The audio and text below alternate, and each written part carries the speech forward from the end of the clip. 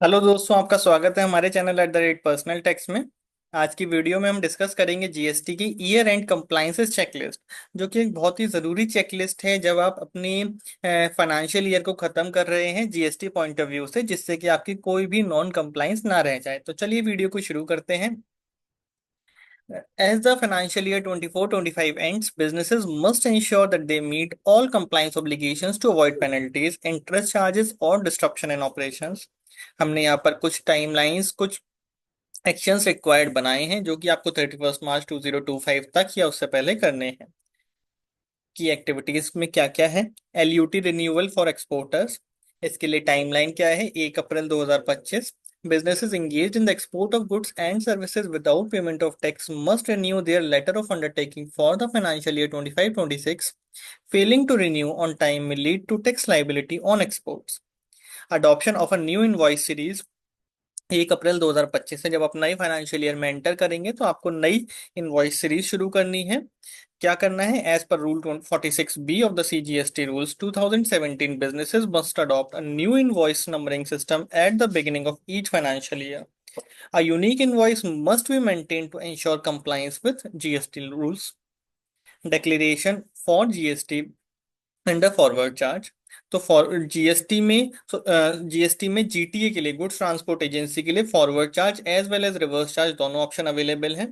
तो अगर आप फॉरवर्ड चार्ज ऑप्ट करना चाहते हैं तो आपको बताना होगा 31 मार्च 2025 से पहले यू में opt for forward charge under GST, otherwise reverse charge mechanism by default आपका अडॉप्ट हो जाता है। To opt for this they must submitted annexure 5 option to pay tax under forward charge before the deadline.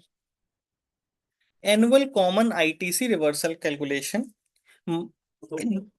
आपको अपने मार्च 2025 की return file करने से पहले अपना कोई कॉमन क्रेडिट अगर है तो, जैसे कि जो कॉमन इनपुट या इनपुट सर्विसेज या कैपिटल गुड्स पर लिया है, उसको आपको रिवर्स करना है।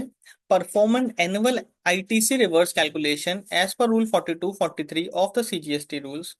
एडजस्ट एनी एक्सेस और shortfall in ITC reversal in the March 2025 GST return.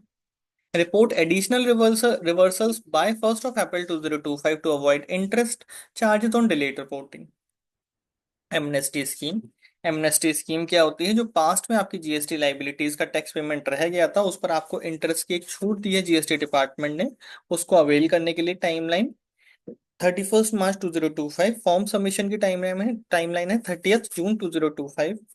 Under Section 128A of the CGST Act, taxpayer can settle outstanding GST demand for financial year 17-18, 18-19, 19-20 and avail waivers on interest and penalties। इसके ऊपर हमने एक detailed video बनाई है जिसमें हमने बताया है क्या प्रोसेस है, कैसे इसको अवेल करना है।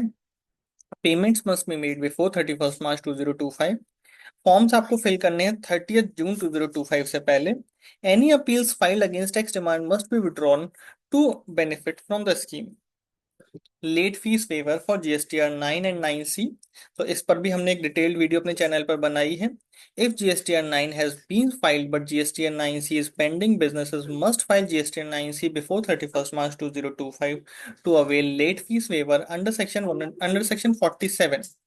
If GSTR 9 was filed late, any late fees from filing date of GSTR 9 until GSTR 9C filing will be waived provided it is filed within the timeline।